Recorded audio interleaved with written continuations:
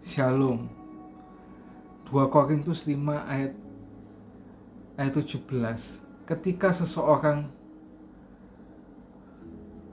menjadi Kristen, ia menjadi seorang yang baru di dalam. Dia tidak sama lagi, sebuah kehidupan baru telah dimulai. Pernahkah kita memperhatikan bahwa bisbol adalah sebuah permainan angka? Semuanya diteliti, diukur berdasarkan peringkat. Dan dalam bisbol semua orang jauh dari kesempurnaan. Tidak ada seorang pun yang memiliki rekor yang sempurna. Jadi jika rekor kita di 300, mereka akan membayar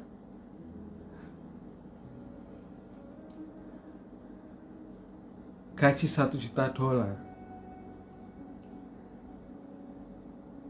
Dan jika kita melakukannya selama bertahun-tahun, mereka akan menempatkan kita dalam Hall of Fame. Dalam setiap akhir kehidupan, kita memiliki tingkat kegagalan 70% yang tidak dianggap oleh paper stardom.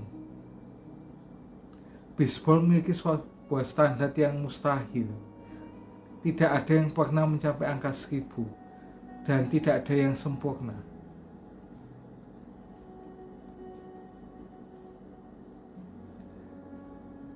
Dalam baseball kita tidak dapat menyembunyikan kegagalan kita. Ketika seorang pria datang memukul dengan tongkat, mereka mengumumkan nilai kata-kata pukulannya di radio. Mereka tidak hanya mengatakan dia memukul cukup parah, tapi mereka mengatakan dia memukul 198. Tapi satu hal yang menarik dari baseball ini dan kehidupan adalah bahwa selalu ada kemungkinan sebuah mukjizat dalam pukulan terakhir dalam pertandingan. Karena tidak ada permainan tanpa jam. Kita mungkin berpikir kita pernah berada pada babak-babak terakhir di hidup kita, tapi kita tidak pernah terlambat untuk sebuah mukjizat. Tidak pernah terlambat untuk mulai percaya. Tidak pernah terlambat untuk memulai. Kita dapat diampuni, kita dapat berubah, kita dapat mendapatkan kehidupan yang baru. Nah, ketika Maria Magdalena pergi ke kubur Yesus, ia menemukan kubur itu kosong. Dia penuh rasa sakit dan kesedihan atas hilangannya itu.